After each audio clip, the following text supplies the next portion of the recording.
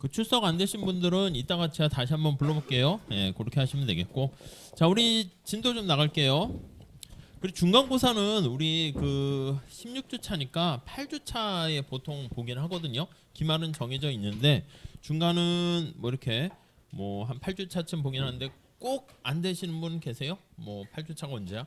잘 모르겠죠. 그냥 아무튼 그냥 8주 차로 하는 걸로 해보도록 하겠습니다. 진도 나가야겠네. 진도 별로 안 나가서. 자, 74페이지 수량 규제 살짝 한번 보도록 하겠습니다. 우리가 이제 지난 시간에 했던 거는 뭐냐면 이렇게 P와 Q가 이렇게 있습니다. 수요 곡선, 공급 곡선 이렇게 있게 되면 시장에서 아예 교환이 없으면 생산량이 빵 아니겠습니까? 여기는 시장이 아예 없어. 이게 없어요. 그럼 이제 소비자도 뭐 물건은 이만큼까지 돈 내고 사고 싶은데 물건이 없으니까 아예 살 수가 없는 상황이죠.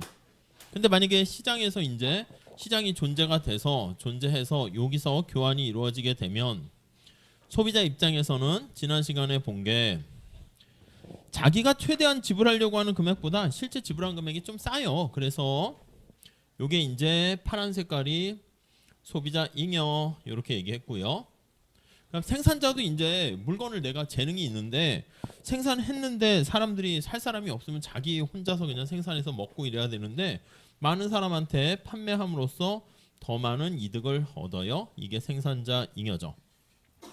그래서 소비자 잉여랑 생산자 잉여가 저 이점에서 거래가 될 때 가장 극대된다는 걸 알 수가 있습니다. 그래서 우리가 경제학에서 효율적이다라고 하면 그 효율적이라는 게 의미가 여기 나와 있는 소비자 잉여, 생산자 잉여 합친 그게 사회 전체적 잉여라고 볼 수 있는데 여기 이제 경제 주체가 둘밖에 없으니까 여기 이제 극대가 되면 효율적이다 이렇게 얘기할 거예요. 근데 이제 여기 이제 정부가 개입을 하는 거죠. 나쁜 의도로 개입하는 건 아닙니다. 그래서 정부가 개입을 하는데 여기 2점 여기에 있는 것보다 생산량이 좀 줄어들어요. 이렇게 여기 물이 100도씨면 가장 적절할 텐데 우리 경제학은 언제나 희소성을 생각하셔야 됩니다. 과소 생산 공급되게 만들면 후생 손실이 생기죠. 물론 과다 공급돼도 마찬가지입니다. 생산량이 너무 과유불급처럼 너무 많이 과다해도 후생 손실이 생겨요. 그러니까 여기다가 만약에 우리가 그림을 그리게 되면 Q라고 하고요.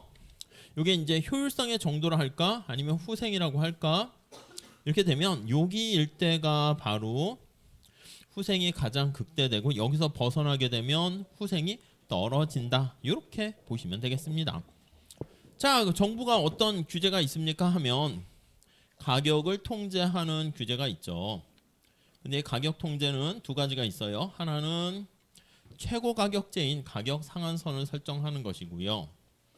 아니면 최저 가격제인 가격 하한선을 설정합니다. 그래서 요거 우리 책에 잘 정리되어 있으니까 참고해서 보시면 되겠고 최저임금제가 최저가격제에 해당하는 것이죠. 요거는 이제 임대료를 통제한다거나 농산물 가격이 너무 비싸지거나 이렇게 되면 상한선을 설정하고요. 우리가 이제 보려고 하는 것은 가격 통제 말고 수량을 통제하는 방법을 또 사용하게 됩니다. 이 수량 통제 방법을 우리가 뭐 쿼터자 이렇게 표현을 합니다. 쿼터제 이렇게 표현하죠. 자, 거기 보시면 74페이지 수량 규제해서 요거를 수량을 할당한다 이렇게 표현을 하죠. 그러니까 이거는 이제 더 생산을 못하도록 거래가 안 되도록 막게 되는 거야. 그래서 거기 보시면 첫 번째 줄에 수량 할당은 74페이지 중간에 공급되는 재화나 서비스의 수량을 설정하는 것인데 수량 할당이 기업들에게 어떤 재화, 독감에 대비한 백신 같은 거를 특정 수량만큼 생산하도록 강요하기. 야, 더 생산해 이렇게 하는 것도 있어요. 좋은 거는. 근데 재화의 양을 제한하는 경우가 많이 있네요. 그래서 이 수량 할당은 약간 여기서는 얼마 이상 이 상한선을 설정하는 거랑 비슷하죠. 이상 생산하지 못해 하고 제한하는 겁니다.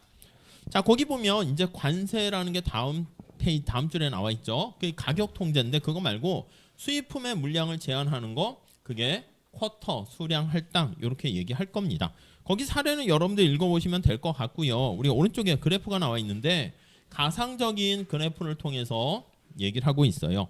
자, 수평축이 연간 문신이네, 문신. 아무튼 거기 사례를 보니까 75페이지에 리버시티의 자유시장에서는요, 문신이 너무 많이 하니까 이게 또 뭐 잘 모르겠지만 정부가 좀 규제를 해요. 뭐 한 번에 문신할 수 있는 양을 제한하나 봐요.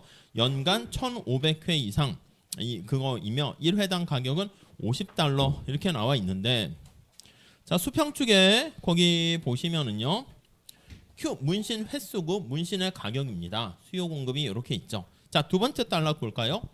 리버시티 시장이 문신 시술소는 사회의 병충해 같은 존재라고 확신하며, 뭐 재밌죠. 아무튼 그래서 뭐 그렇게까지 뭐 볼지 모르겠지만 아무튼 그렇게 확신한대, 이 사람은. 그래서 한 해 500회 이상의 문신은 할 수 없도록, 그러니까 시장에 맡겼을 때는 원래 1,500회까지 있는데, 야, 이거 너무 과다하다, 문신 이거 안 좋은 거야.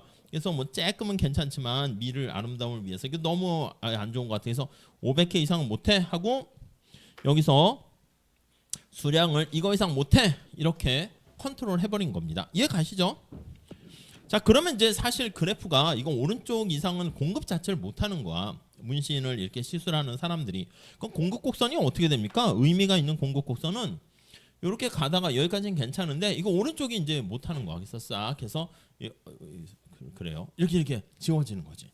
그러니까 이게 공급량이 이 이상 못 가니까 이런 식으로 됐다라고 생각하시면 되겠습니다. 자, 그러면 앞에 나와 있는 저거랑 비교해 보면 효과는 동일하게 됩니다. 거기 노란 색깔 C점입니까? 사회적 이만큼의 효용을 더 누릴 수 있는 게 이게 날아가 버리게 되는 것이죠. 그래서 이게 재량을 통해서 발생하는 데드웨이트 로스다, 이렇게 표현할 거예요. 그래서 후생 감소하게 되는 손실, 이렇게 보시면 되겠네요. 그 다음에 거기 보시면 소비자 잉여랑 생산자 잉여가 어떻게 됩니까? 예, 그런 얘기들이 거기 나와 있어요. 문신의 횟수를 제한해 버리니까 소비자들은 이 높은 가격에 직면하게 됩니다. 이전에는 가격이 얼마야? $50였는데 쿼터를 실시하니까 가격이 거기 있는 $100까지 되고요. 그럼 저 앞에 나와 있는 소비자 잉여는 이렇게 돼 버리니까 소비자 잉여는 줄어들죠. 거기 그래프 보시면 거기 옆에 ABC 뭐 해가지고 ABC에서 A로 줄어드는 것을 표현해주고 있고요. 생산자 잉여는 여기서부터 이렇게 됐지만 이게 증가하는지 감소하는지는 좀 알 수는 없네요. 그래프에 따라 달라지긴 하니까. 근데 두 개 합쳐서 발생하는 사회적 후생 손실은 여기요, 거래량이 줄어들었기 때문에 여기 최대 있는 점에서 이렇게 후생이 이렇게 해서 감소하게 되는 거 알 수가 있고요. 그 크기가 이 삼각형의 크기 알 수가 있겠습니다. 그 정도 볼게요.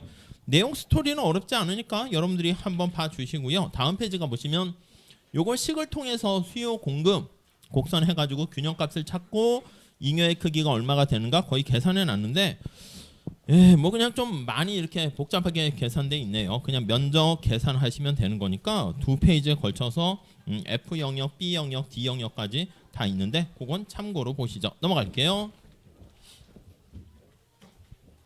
자, 이거는 정부가 가격을 직접 통제하고요, 수량을 직접 통제하는데 요거 말고 좀 더 일반적인 경우가 있는데 그게 텍스를 부과하는 겁니다. 조세를 부과해요. 정부가 운영되려면 뭔가 세금이 있어야지 운영 자금이 필요하지 않습니까? 정부도 굴러가려면. 그래서 첫 번째 줄 볼게요. 거기 78페이지. 자, 그래서 거기 보시면 각 단계의 정부, 지역, 주, 연방 정부는 여러 종류의 물건에 세금을 부과하게 되고 부과하는 방식은 또 여러 가지가 있습니다. 그래서 보통 이제 법적으로 누가 세금을 내야 되냐 하고 이제 법적으로 누구한테 부담을 준다. 그걸 법적으로 귀착시킨다라고 얘기합니다. 인시던스라는 귀착은 이제 누가 부담하는가 이거예요. 거기 보니까 두 번째 줄 보니까 공급자들이 법적으로 이제 세금을 내도록 하게 될 수 있고요. 이렇게 공급자 생산자에게 세금을 때릴 수가 있고요. 아니면 또 법적으로 소비자 수요자에게 세금을 때릴 수 있어요. 공급자가 이제 생산자가 되는 것이고 수요자는 소비자가 되는 것이고 이렇게요. 누구한테 세금을 때리냐에 따라서 약간 그래프가 이동하는 것은 차이가 날 수 있습니다. 자, 거기 보시면 두 번째 줄 거기 보시면 미국의 상점은 판매세를 거두어서 주 국세청에게 보내게 되고요. 이는 캐나다나 유럽에서 생산자들이 부가세를 부과해서 거두는 거랑 똑같다. 이렇게 돼 있네요.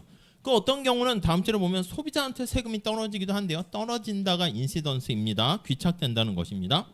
소비자 입장에서는 거기 보니까 물건 구입할 때 거기 세금이 달라붙게 되는 것이죠. 그리고 또 거기 보니까 사용세가 있고요. 그 다음에 미국의 연방소득세의 절반은 또 노동자들이 반, 고용주가 반 이렇게 되기도 합니다. 자, 그 다음 줄 한번 가보시면요. 법적으로 누가 세금을 귀착 부담을 하는가 이거와 상관없이 다음 단락 첫 번째 줄 보시면 경제학의 가장 놀라운 발견 중에 하나를 소개한대요. 기대돼요? 아무튼 뭐 이게 놀랍대. 자, 경쟁 시장에서 구매자와 판매자 중에서 누가 법적으로 정부에 세금을 내도록 규정하게 되는지 이거는 중요하지 않습니다. 누구한테 하던 상관없이 경제적, 저거는 조세법상에 얘기하는 거고, 경제적, 이게 이제 진짜 아니겠습니까? 실질적인 귀착이라고 할까? 귀착은 부담이라고 보시면 되겠어요. 실질적인 부담은 생산자한테 부과하나 소비자한테 부과하나 똑같다 이렇게 보시면 되겠습니다. 무슨 말씀이냐면 생산자한테 세금을 부과시켰어. 정부가 삼성, 야 너네 현대 세금 내, 법인세를 부과하면 삼성과 현대가 자기네가 조세를 부담해도 되는데 소비자한테 떠넘기기도 해요. 자동차 팔 때 신상품 나왔습니다 하고 거기다가 세금 부과된 만큼 떠넘겨서 비싸게 파는 거야. 삼성의 뭐 갤럭시 뭐 새로 이게 나오면 아이고 이번에 세금 그런 얘기를 하진 않지. 근데 가격 인상해서 소비자한테 떠넘기게 되는 거야. 물론 소비자가 힘이 세. 그러면 삼성한테 야 너네 이렇게 가격 올리면 안 살 거야? 그럼 삼성 입장에서는 소비자한테 가격 인상으로 떠넘기지 못하면 또 저 뒤쪽에 떠넘겨요. 이거 물건을 만들어서 납품 공급하는 부품업자들이라든가 근로자들에게 아이고 이러다 우리 기업 망하게 생겼어요. 임금 동결하겠습니다. 이런 식으로 해서 또 떠넘기는 거죠. 물론 이제 근로자가 또 힘이 되게 세. 그럼 자기가 어쩔 수 없이 떠넘기지 못하는데 보통은 조세를 전가한다는 말을 씁니다. 시프트한다 표현을 쓰게 되는데 이 시프트가 떠넘긴다는 거야.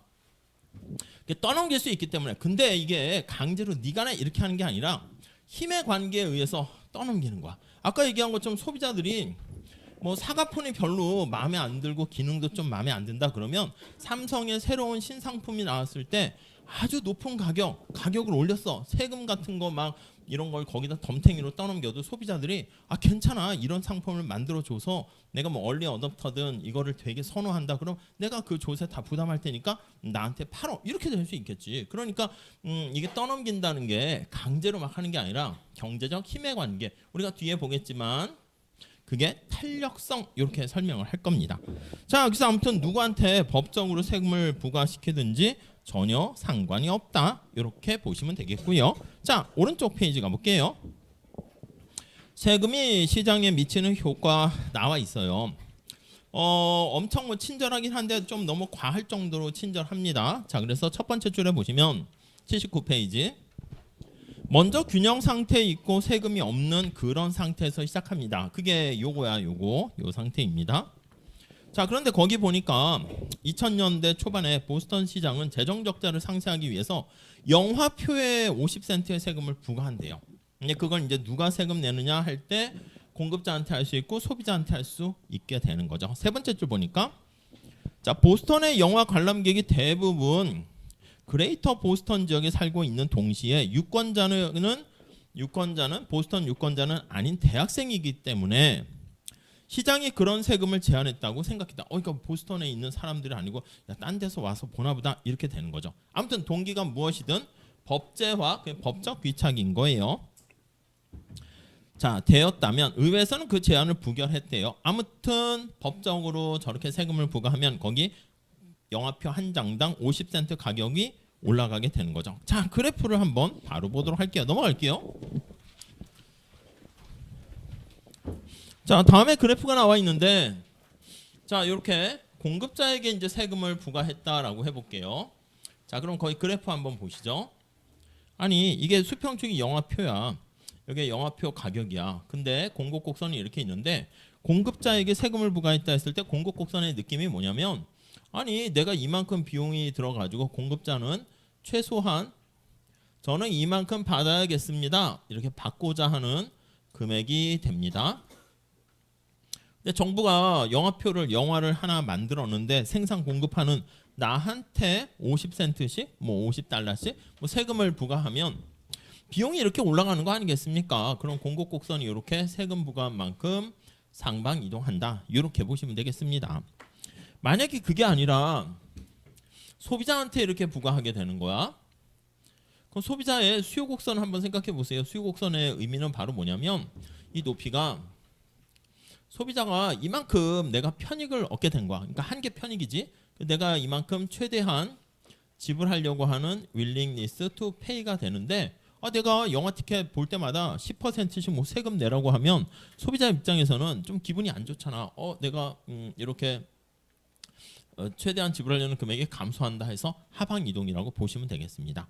자, 그래서 보통 우리가 얘기할 때 어떻게 되든 상관이 없는데 우리 책에 한번 보시면 공급자한테 부과하는 걸로 먼저 했으니까 그렇게 보도록 할게요. 자, 그래서 여기다 그림을 그리게 되면 수요 곡선은 가만히 있어요. 공급자한테 부과시켰으니까 S0에서 S1 이렇게 됩니다. 거기 보니까 여기 0점, 여기 1점이라 할게요. 점점점에서 여기가 2점이라 하면 책에 나와 있는 X, Y, Z 책엔 그렇게 표현돼 있죠. X가 영화 티켓의 가격이 9달러였었는데 거기 보시면 공급자한테 세금을 부과했어. 세금을 부과하게 되니까 이 공급자가 소비자한테 자기가 다 부담하는 게 아니라 소비자한테 일부 가격을 올립니다. 거기 볼까요? 9.3달러만큼 여기가 9달러인데 9.3달러만큼 소비자 가격을 인상을 시켜서 떠넘기는 거야. 아까 말씀드린 것처럼 삼성에 세금을 부과했을 때 삼성이 뭐 갤럭시 가격을 올리는 거죠. 가격을 인상하는 거야. 그래서 여기 보시면 공급자는 소비자 가격을 인상해요. 소비자 가격을 약간 인상하는 거지. 일부 인상시켜. 그래서 소비자에게 일부 떠넘기는 거예요. 소비자에게 전가한다 이렇게 표현합니다. 얼마 전가했어? 5달러 세금을 부과됐는데 이렇게 3달러만큼 50센트입니까? 9.3달러만큼 해서 0.3달러만큼을 소비자한테 전가해요. 물론 이러면 소비자가 다 내고 생산자는 아무런 피해가 없는 게 아니라 9.3달러를 받은 다음에 거기 0.5달러를 정부한테 갖다 줘야 되니까 이렇게 생산자가 받게 되는 가격은 8.8달러. 그래서 피생이라고 쓸게요. 생산자가 수취하는 가격, 소비자가 지불하는 가격 이렇게 되고요. 요 0.2는 생산자가 부담하게 되는 겁니다. 이해 가시겠죠? 자, 그래서 요 곡선 이동하고 새로운 소비자가 지불하는 가격과 생산자가 수취하는 가격 그거 잘 찾으시면 되겠습니다. 자, 일부 소비자는 가격이 올라가니까 나 안 사 해가지고 거래량이 감소한다니까 그림 바로 밑에 볼게요. 첫 번째 줄 보시면 일부가 조세 격차로 인해서 그러니까 조세 격차는 소비자 가격과 생산자 가격의 쐐기라고도 표현하는데 괴리가 발생하는 거야. 그래가지고 일부는 소비가 감소합니다. 거래량이 감소해서 위축됩니다. 그러니까 조세가 없었을 때가 여기 제로점이 가장 효율적인 상태인데 거래가 위축돼서 이거랑 똑같죠. 수량을 컨트롤하던 거래가 위축돼 가지고 사회적 후생 손실이 생겨요. 그래서 거기 음영 처리되어 있는 노란 색깔입니까? 주황 색깔입니까? 살 색깔입니까? 아무튼 그 정도 해서 이만큼이 역시 사회적 후생 손실이 생긴다라고 보시면 되겠고요.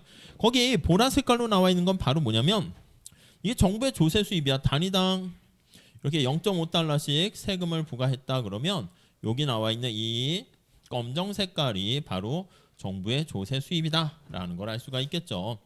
이게 정부의 조세 수입 이렇게요.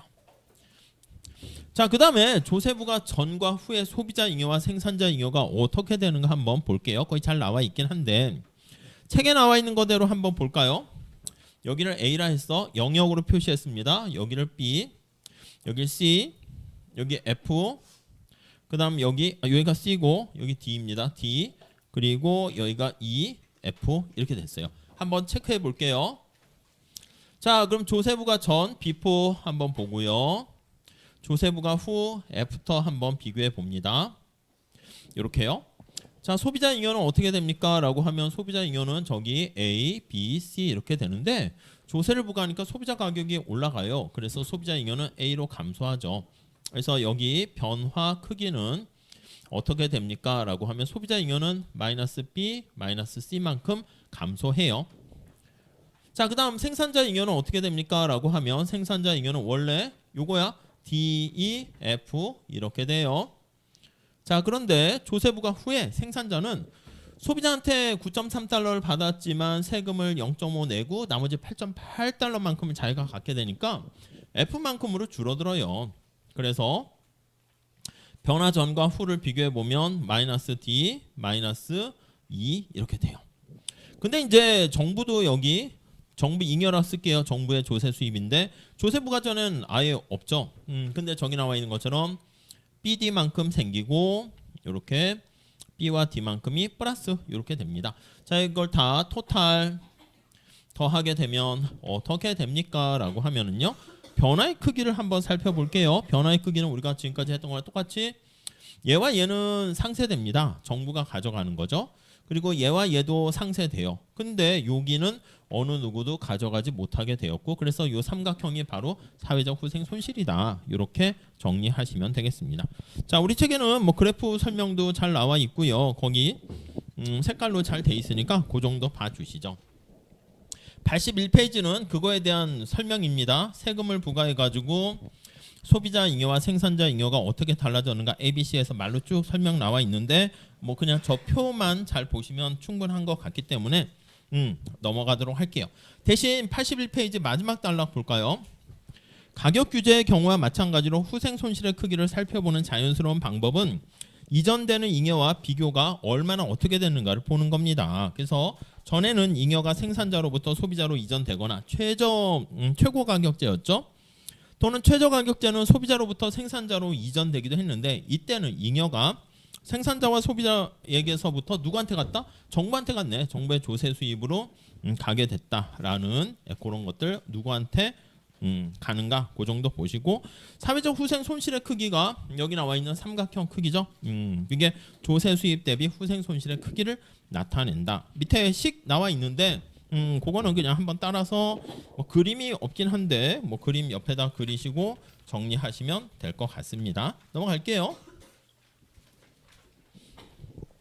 그리고 우리 책 뒤에 연습 문제 나와 있는 것들은요 여러분들이 알아서 한번 풀어보세요. 그 뭐 별표 있는 거는 약간 해답에 힌트가 있는 것 같긴 하는데 없는 거는 그냥 알아서 좀 하세요. 그거를 저한테 질문하시면 제가 답변을 해줄 수 없어요. 그래서 옛날에 하나 해뒀더니 1번도 풀어주세요, 2번도 풀어주세요 막 이렇게 해버리니까 그렇게 할 수 없으니까 한번 풀어보시고 생각해 보시고 혹시 같이 공부하는 친구가 있거나 하시면은 뭐 같이 한번 해보세요. 시험 문제는 거기 있는 문제들 중에서 제가 또 일부는 낼 테니까 풀어봤나 안 풀어봤나 뭐 그런 걸로 과제 내주는 대신 시험 문제를 거기서 내겠다. 물론 거기서 100%는 아니지만 많은 문제를 낼 테니까 풀어보시면 뭐 익숙하게 시험 볼 때 할 수 있겠죠.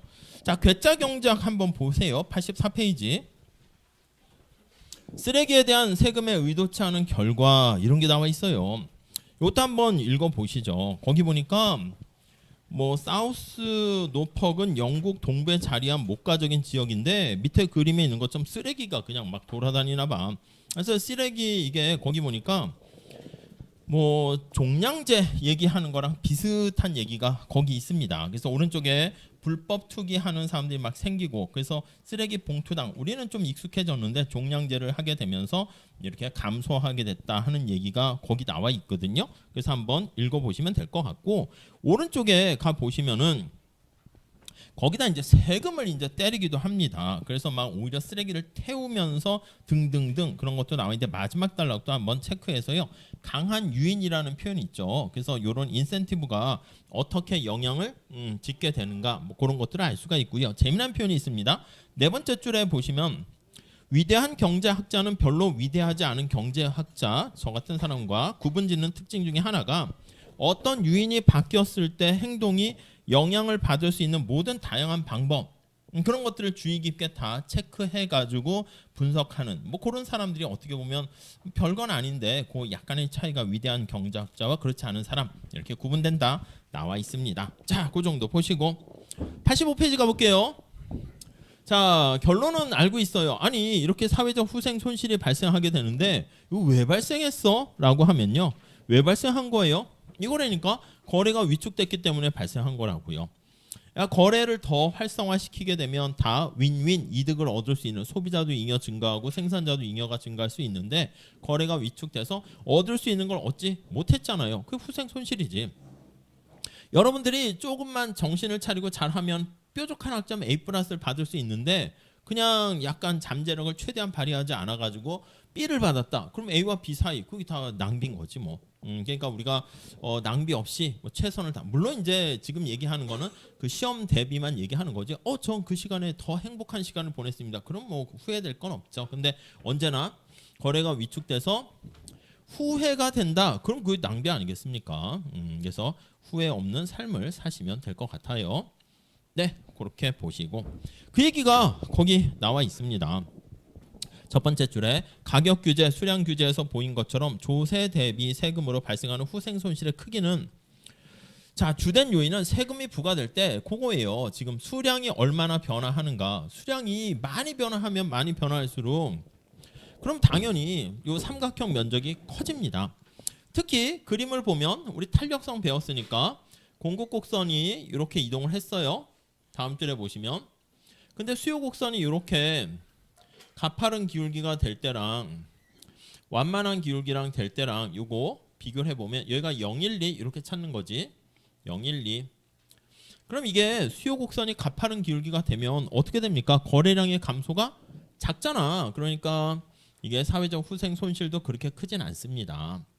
근데 이게 수요 곡선이 완만하면 가격에 굉장히 민감한 거야. 세금 부과해서 여기에 가격이 이렇게 0.3달러만큼 올라갔더니 소비자들이 가격 올라간 거에 대해서 탄력적으로 대응하면 이렇게 소비량이 크게 줄어든다고요. 그래서 이렇게 많이 줄어들게 되면 이 높이는 똑같겠지. 그러니까 이 삼각형이 보시는 바와 마찬가지로 훨씬 더 크다는 걸 알 수가 있습니다. 자, 그래서 다시 정리하면 사회적 후생 손실은 거래량이 감소해서 발생하게 되는데 왜냐면 높이는 똑같잖아. 텍스 부과한 건 똑같으니까. 언제 거래량이 많이 감소합니까? 라고 하면 이렇게 소비자의 수요의 가격 탄력성이 클수록 많이 감소하고 거래량이 많이 감소할수록 삼각형의 면적이 커져서 후생 손실이 커진다. 이렇게 보시면 되겠어요. 그 얘기가 거기 나와 있는 거예요. 결국 물론 공급도 마찬가지야. 공급도 한번 생각해 보세요. 수요 공급에 대한 탄력성, 가격 탄력성이 가격에 민감할수록 거래량의 수요의 탄력성을 이렇게 쓸까요? 얘가 클수록 수요의 가격 탄력성이 클수록 공급의 가격 탄력성은 이렇게 쓸까요? 공급의 가격 탄력성이 클수록 둘 다 가격에 민감하게 감소하게 되니까 여기 나와 있는 것처럼 거래량 감소가 크게 되고 그러면 사회적 후생 손실이 커진다. 그렇게 보시면 되겠습니다. 자, 그래서 높은 세금이 낮은 세금보다 훨씬 나쁜 이유는 뭡니까? 또 얘기를 하면 지금 이거는 탄력성이 클수록 데드웨이 로스가 커져 이렇게 표현을 했고요.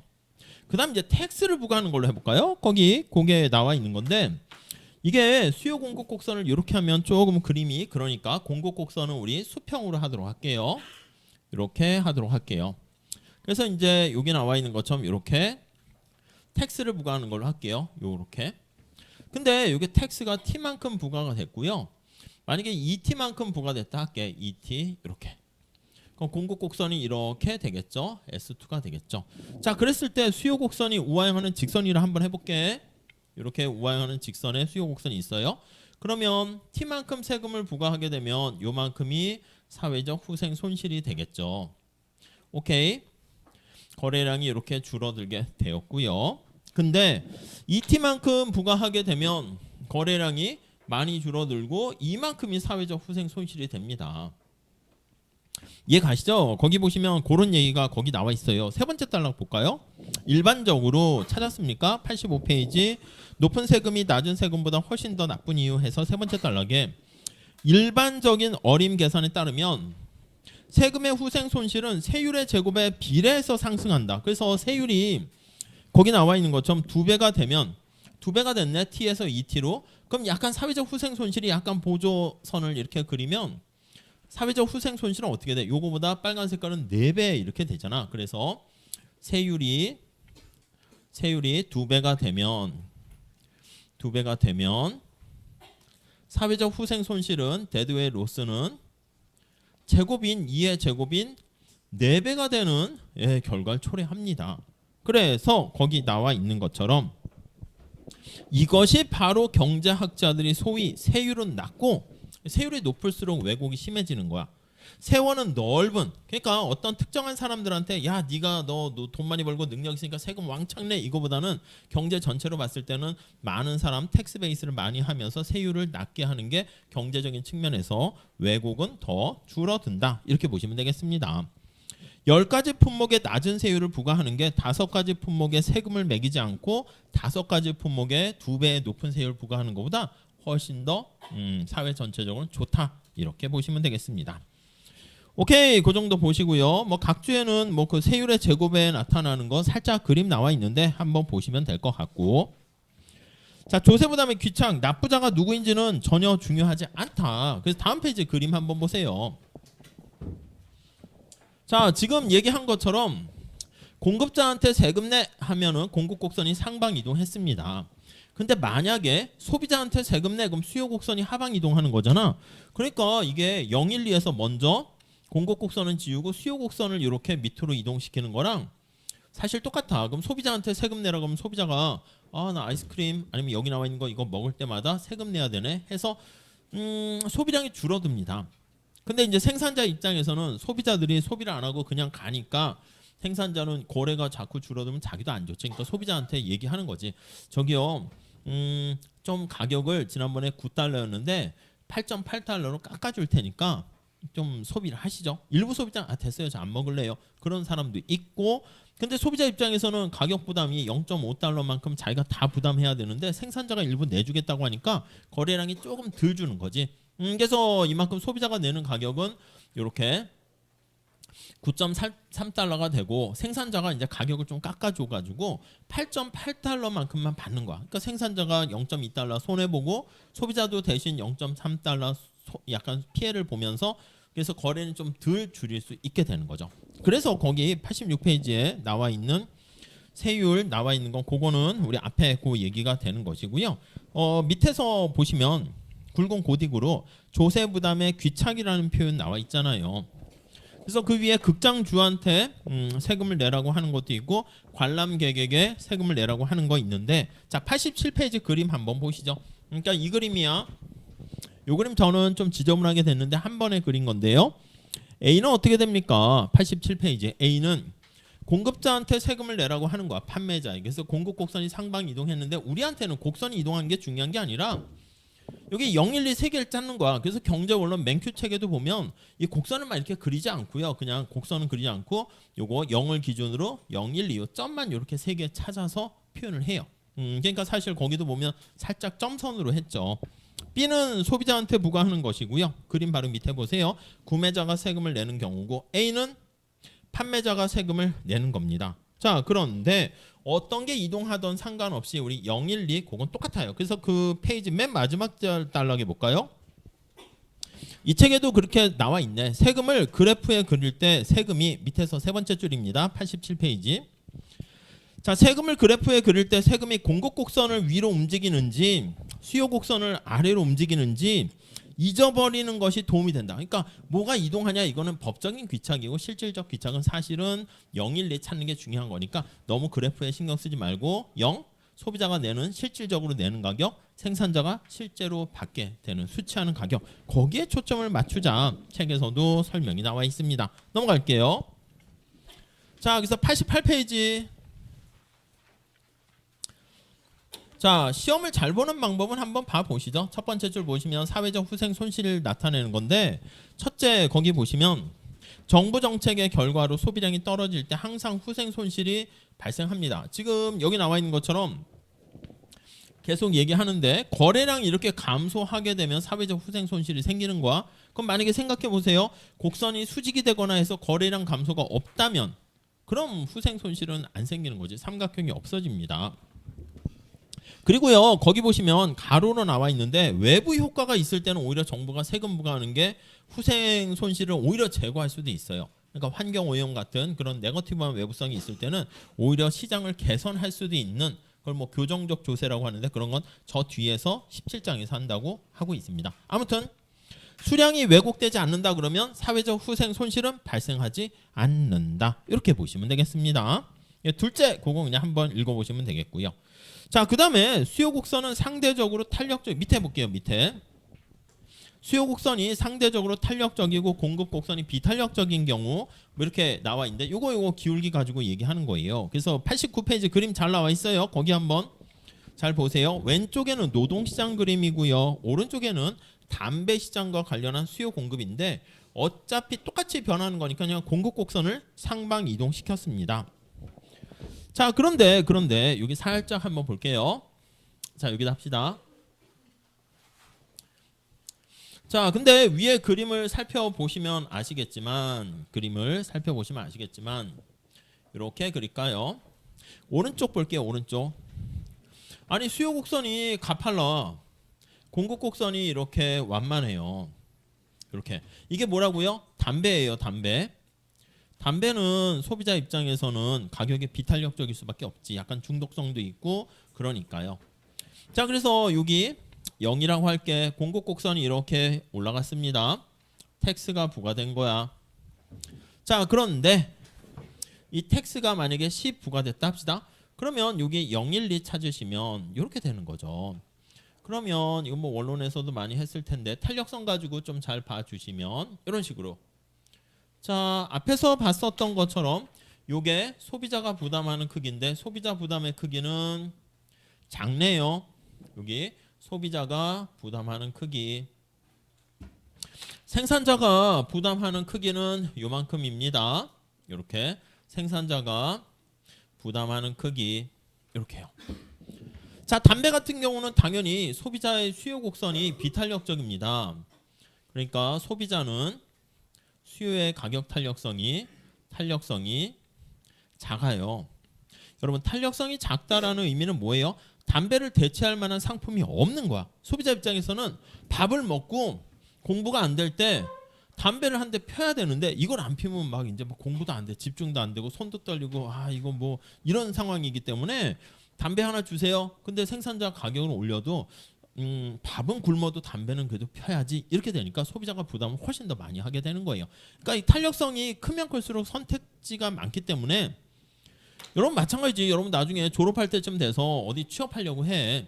내가 말이야 삼성 아니면 갈 데 없는 줄 알아? 이러면 그 삼성에 대해서 큰 소리 칠 수 있지. 면접 갈 때도 세게 얘기할 수 있단 말이야. 그럼 오히려 그게 또 먹힐 수도 있어. 삼성에서 이 친구는 딴 데 갈 데가 되게 많나 보네 해서 반드시 우수한 인재인가 보지 해서 이렇게 뽑으려고 그러고 그 면접 보는데 되게 비굴하게 어떻게 보면 저요 여기 아니면 저 갈 데 없습니다 이러면 사실은 자기의 절박함을 얘기하긴 했지만 삼성 입장에서는 뭐 약간 이렇게 될 수 있기 때문에 탄력성이 작다라는 건 쉽게 얘기해서 우리가 힘이 둘이 바게닝 파워를 하는 거야 없어 이렇게 되는 걸 알 수가 있습니다. 무슨 말씀인지 아시겠죠?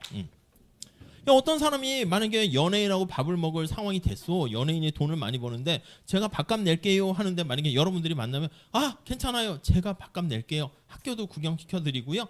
커피나 마시러 가죠. 그러니까 그 연예인이 이제 제가 커피 낼게요. 아니에요. 제가 커피값도 낼게요. 사진이나 한번 찍어주시죠. 이렇게 될 수 있잖아. 그러니까 이제 그게 뭐 꼭 바게닝 파워라고 그럴 수 있는데 더 절박한 사람이 탄력성이 작기 때문에 그래서 세금 부담을 더 많이 지게 된다라는 걸 알 수가 있어요.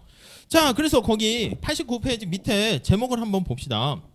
한번 읽어볼게요. 수요 곡선은 상대적으로 비탄력적이고 지금 저 얘기야. 공급 곡선은 탄력적인 경우 바로 옆에 설명 볼까요? 수요가 상대적으로 비탄력적이고 자 옆에 가로에 설명 있어요. 한번 읽어보세요. 구매자들이 가격에 민감하지 않습니다. 가격이 올라가도 그냥 그거 외에는 따로 살 게 없어. 공급이 탄력적이면 공급자들은 가격에 오히려 민감해요. 그래서 담배 나와 있죠. 거기 보시면 구매자 다수는 중독이 돼서 담배 가격이 얼마나 오르든 비슷한 양을 구매한다고 합니다. 공급은 좀 더 탄력적이고 이럴 때는요. 거기 나와 있는 것처럼 대부분 담배에 대한 세금을 구매자인 소비자가 부담하게 된다는 걸 알 수가 있겠죠. 그걸 그래프로 얘기했는데 탄력성에 대한 얘기를 좀 이해하시면 이게 당연하지 이게 되는 겁니다. 아시겠죠? 자꾸 얘기하지만 당연하지 그걸로 접근하셔야 돼요.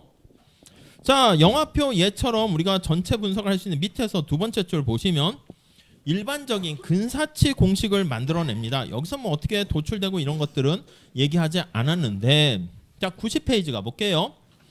자, 소비자가 얼마나 부담을 합니까 하면 여기다 보시죠. 소비자가 부담하는 크기, 근사치 방법이 거기 제시가 돼 있네요. 수요의 탄력성과 공급의 탄력성, 이 공급의 탄력성을 S라고 붙였고, 수요의 탄력성은 우리 마이너스가 원래 있는 거니까 이 책에서는 절대값을 붙였어요. 혹시 마이너스 그냥 놓으면 안 되니까. 그리고 거기 나와 있는 공급의 탄력성 이렇게 해요. 이게 소비자 부담의 몫이고, 생산자 부담의 몫은 당연히 이거 두 개 더하면 당연히 1 이렇게 되겠지. 그래서 수요, 공급의 탄력성, 요거 절대값 이온 거에다가 수요의 탄력성하고 이렇게 됩니다. 그러니까 이제 여기 보시면 수요의 탄력성이 크면 클수록, 여기 보시면 이게 크면 클수록 소비자 부담은 작아지고 생산자 부담은 커지게 된다 알 수가 있겠습니다. 밑에 예제 3-3 있는데 어렵지 않은 건데 우선 뭐 괜찮아요. 거기 보시면 균형 가격 수량 다 구하고 탄력성 구하고 각각의 조세 부담의 몫이 어떻게 되는가 오른쪽 B에 솔루션 보시면 나와 있죠. 그거 좀 잘 체크해서 보시면 될 것 같습니다. 오케이? 자, 그 다음에 우리 보조금을 지급할 때 한번 볼게요. 이거는 동일합니다. 보조금을 지급할 때 서브시디를 제공하는 거죠. 이쪽에다 할까? 여기만 지울게요. 저 위에 여기만 지울게요. 저 위에 텍스를 부과한 거는 이제 약간 페널티를 가한 건데, 보조금은 마이너스 텍스라고 보시면 돼요. 같은 맥락이야 이거. 근데 이렇게 따르게 쓸게요. 보조금. 자, 뭔가 어떤 행위를 촉진할 만한 유인이 있을 때 뭔가 장학금을 주거나 권장을 하는 겁니다. 자, 그래서 첫 번째 줄 볼까요? 서브시디는 정부가 어떤 재화나 서비스 구매자에게 돈을 지급하게 되는 거예요. 본질적으로 세금과 반대야. 마이너스 텍스라고 보시면 돼요. 음의 조세라고 보시면 돼요. 저 위에는 그냥 양의 조세고, 이 음의 조세는 쉽게 얘기하면 오히려 정부한테 돈을 받는 거죠. 이해 가시죠? 이자율 하면 마이너스 이자율, 음의 이자율 이렇게 되면 은행에 예금할 때 저축을 하면 예금에 대한 이자를 받는 게 아니라 마이너스 이자율이니까 오히려 은행에 보관료로 돈을 맡기게 되는 거죠. 그래서 이게 반대라고 보시면 되겠습니다. 자, 그래서 음의 세금으로 취급할 수 있다 이렇게 나와 있고요. 다음 세 번째 줄 볼게요. 보조금 지급 후에 구매자가 지불하는 가격은 공급자가 받는 가격보다 낮다에 굵은 코딩 있잖아요. 반대로 보시면 돼요. 자, 여기 Q가 있는데 생산자한테 보조금을 지급했어. 그럼 당연히 생산자가 훨씬 더 싸게 생산하면 정부가 비용을 좀 대주겠습니다. 이렇게 얘기하면 그러면 생산자 입장에서는 비용이 하락하는 거지. 더 많이 생산을 합니다. 소비자 입장에서는 여기가 0이야. 여기가 1로 합시다. 1이 아까는 소비자가 내는 가격인데 소비자가 더 싸게 물건을 살 수가 있어요. 이게 P소야. 이해 가시겠죠? 아니 그러면 소비자가 낮은 가격을 지불했으니까 생산자는 손해잖아. 내가 받는 게 이렇게 줄어들었네? 아닙니다. 정부가 이렇게 보조금을 지급해 주니까 생산자가 수취하는 가격은 역시 이전보다 높아지게 됩니다. 그럼 어떻게 되겠습니까? 소비자는 더 싼 가격에 물건을 살 수 있고 생산자는 정부의 보조금을 받아서 생산자는 더 비싸게 사실은 판 거랑 같은 효과를 보게 되겠죠. 밑에 그림이 잘 나와 있어요. 그래서 PS 이거는 셀러인 생산자가 수취하는 가격이고요. 그림에 보면 PB 바이어입니다. 소비자가 지불하는 가격이야. 자, 그러면 우리 소비자는 더 싼 가격에 물건을 많이 살 수 있으니까 원래 소비자 잉여가 이거지. 저 왼쪽에 보면 이거였는데 이렇게 이만큼 변화한 크기만 할게요. 이렇게 증가합니다. 이해 가시죠? 이만큼 증가해요. 그래서 이 크기는 소비자 잉여의 증가 크기 이렇게 보시면 되겠어요. 해피해졌어 소비자. 그럼 생산자는 손해 봅니까? 아니야. 생산자는 원래 이만큼 해서 생산자 잉여인데 더 높은 가격이니까 이렇게 생산자 잉여가 되니까 이렇게 해서 생산자 잉여는 증가하게 됩니다. 더 많은 물건을 또 이렇게 더 어떻게 보면 비싸게 받게 되는 거지. 그래서 요거는 생산자 잉여가 증가한 크기야. 우리 책에 잘 나와 있습니다. 변화 전에 ABC로 해가지고 잘 나와 있죠. 아니 그럼 소비자도 행복해졌고 생산자도 행복해졌고 다 좋은 거네? 아니 그게 아니지. 경작에서는 기회비용을 따져야지. 누군가에게 경작 공부를 하세요. 근데 경작에 관심도 없고 재능도 없는데 막 장학금 줄게 오세요. 이렇게 하면 그 낭비라니까. 축구에 재능 없는 저 같은 사람한테 야 너 축구해 그러면 장학금 줄 테니까 그럼 딴 사람이 피해 안 보는 게 아니라 그 돈이 어디서 나왔어? 누군가의 걸 뺏어온 거 아니겠습니까? 그래서 여기 나와 있는 것처럼 정부가 보조금을 이만큼이 거래량이니까 이만큼 보조금 줬죠. 거래량이 이렇게 되니까 이만큼이 직사각형 면적. 거기 보시면 예, 약간 뭐래야? 이렇게 네모로 주황 색깔, 핑크 색깔로 굵게 자주 색깔로 돼 있죠. 이게 정부의 보조금의 크기인데 이게 마이너스입니다. 그래서 정부의 저기 나와 있는 조세 수입이 이게 마이너스가 된 돈이 나가는 거지. 그래서 조세 수입이 들어올 게 안 들어 나가는 거야. 그래서 마이너스 이렇게 정부 잉여 감소 크기라고 할게요. 그냥 조세 수입이 헷갈릴 수 있으니까 정부의 잉여는 감소 크기 이렇게 됩니다. 그러니까 소비자가 행복해졌고 생산자가 행복해졌는데 정부 잉여 감소의 크기가 더 커요. 얼마만큼? 이만큼. 그러니까 앞에서 말씀드린 것처럼 물이 이렇게 100도씨가 되면은 딱 물이 가장 끓게 되는데 이게 과다 생산으로 인해 가지고 역시 후생이 떨어지게 되는 걸 알 수가 있습니다. 자, 그래서 거기 뭐 현실의 스토리를 얘기하려고 두 번째 단락 보시면 옥수수를 재료로 한 연료 첨가물에 휘발유와 섞어 쓸 수 있는 에탄올의 국내 생산에 대해서 미국 정부가 보조금을 지급한다 이렇게 합니다. 아니면 이게 저 뒤에 국제무역으로 가면 수출을 더 촉진하려고 수출 보조금 주는 것도 똑같이 더 확대해서 얘기할 수 있게 됩니다. 넘어갈게요. 자, 그래서 92페이지 가볼게요. 두 번째 줄 볼까요? 첫 번째 줄 볼까요? 보조금 지급 전에 소비자 잉여가 수요 곡선의 아래쪽이면서 요 삼각형이죠. 소비자가 얻게 되는 이거 최대한 지불하려는 금액에서 실제 지불한 금액의 차이가 되는데 두 번째 줄 보조금 지급 이후 소비자 잉여는 바뀐대요. 세금의 경우처럼 작아지는 게 아니라 세금일 때는 소비자 잉여가 줄어들었잖아요. 이만큼 줄어들었는데 여기서 늘었어요. 소비자는 행복해졌어. 자, 그거 크기 거기 나와 있고 두 번째 단락 볼게요. 그 다음 생산자 잉여도 어떻게 됩니까? 증가했습니다. 생산자 잉여 역시 빨간 색깔만큼 증가했어요. 둘 다 좋아졌네. 세 번째 단락 볼게요.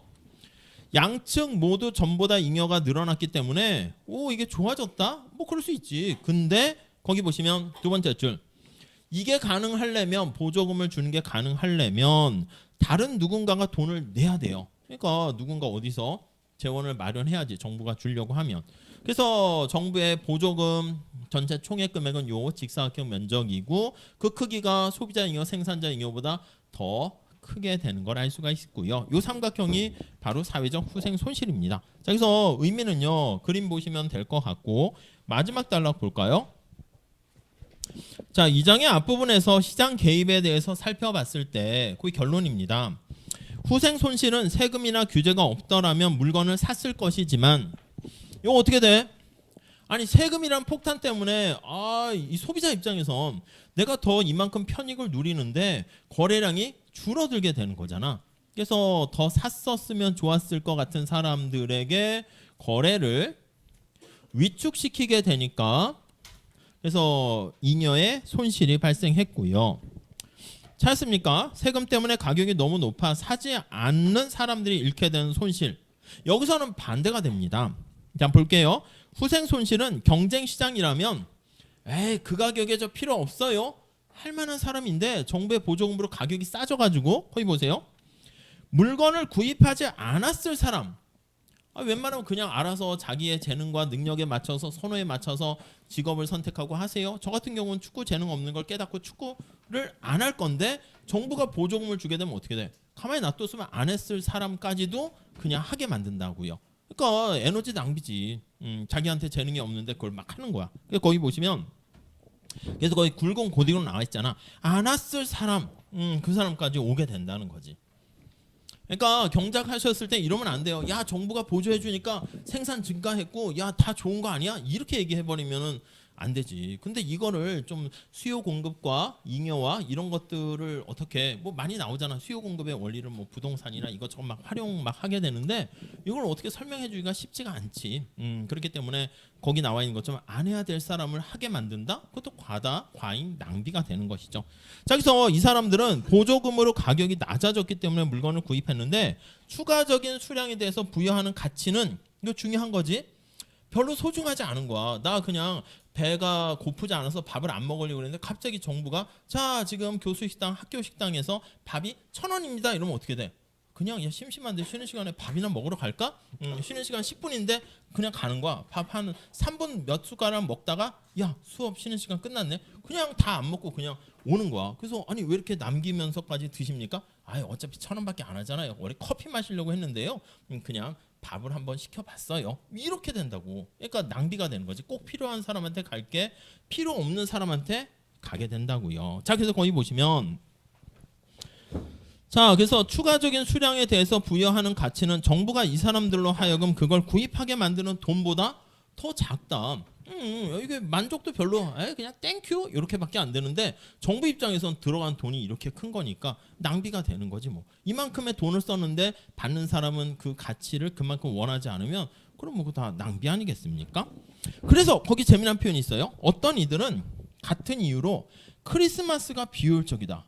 예, 즉 받는 사람이 평가하는 가치보다 15% 더 많은 돈을 들여서 선물을 준다. 이해가 되시면 잘 이해가 된 거예요. 그래서 중간고사에 낼 수도 있어요. 크리스마스가 비효율적인 건 왜일까? 그러면 뭐래? 이게 아니라 그러니까 이거 수업 들었잖아. 그래서 이걸 고민을 해가지고 왜 비효율적이지? 그걸 잘게 써주시면 좋겠어요. 아니 안 낼 수 있는데 혹시나 갑자기 제가 무슨 문제를 내지 하다가 약수령으로 이게 보였어. 그러면 크리스마스가 왜 비효율적인지를 설명하세요. 그럼 이제 공부를 좀 열심히 한 친구들은 거기 밑에 레퍼런스도 있네. 유명한 저널이거든. AR 저널에 실린 논문을 이렇게 쫙 해가지고 한번 딱 보는 것도 재밌긴 하겠지. 그러니까 우리가 경작이 이렇게 사용되는 게 계속 얘기하지만 뭐 사회 뭐 현실에서 쓸데없는 이런 걸 하지 않습니다. 그냥 이렇게 뭐 애매하게 보면 그러니까 계속 뭐 미분만 하고 그림만 그리다 보면 이걸 내가 왜 하지? 이렇게 되는데 궁극적으로 이제 그 고차원까지 올라가려고 미리 하는 건데 다 또 쓸데 있는 것들만 합니다. 자, 여러분들은 오른쪽에 예제 3-4가 있는데 그거 보조금 지급했을 때 발생하는 사회적 후생 손실과 이런 것들 뭐 간단하지만 계산해 주시고 뒤에 문제들이 많이 있네요. 많이 있습니다. 아이고 뭐 미리미리 풀어 보시면 좋겠죠. 넌 문제 어떻게 낼 건데 이렇게 넘겨보는 거야. 넘겨보다가 14번이 땡기네 아니면 뭐 17번이 땡기네 이렇게 갑자기 이제 시험 문제 할 때 뭐 낼까 이렇게 보면 그러니까 제 그냥 이제 그 공부방에 가면 왼쪽에 미시경작책이 쫙 깔려 있을 거 아니겠어요? 그래서 이제 시험 문제를 제가 뭐 미리미리 안 내요. 제가 느낀 결론은 내일 할 일은 그냥 내일 해야지 미리 땡겨서 하잖아. 아무 필요 없다니까. 여러분들 잘 모르겠는데 다들 선행학습 막 하잖아. 그냥 막 그래서 이게 경제 원론 시간에 경제 원론 책으로 수업을 하잖아요. 그러면 이제 일부 친구들은 엎드려 자요. 저 고등학교 때 다 했는데 미시 시간에 미시 책이잖아. 미시 책 이거 하잖아요. 그럼 또 이제 일부 학생들은 뭐야 이거 다 뭐 수요 공급 간단한 거 아니야 이렇게 돼.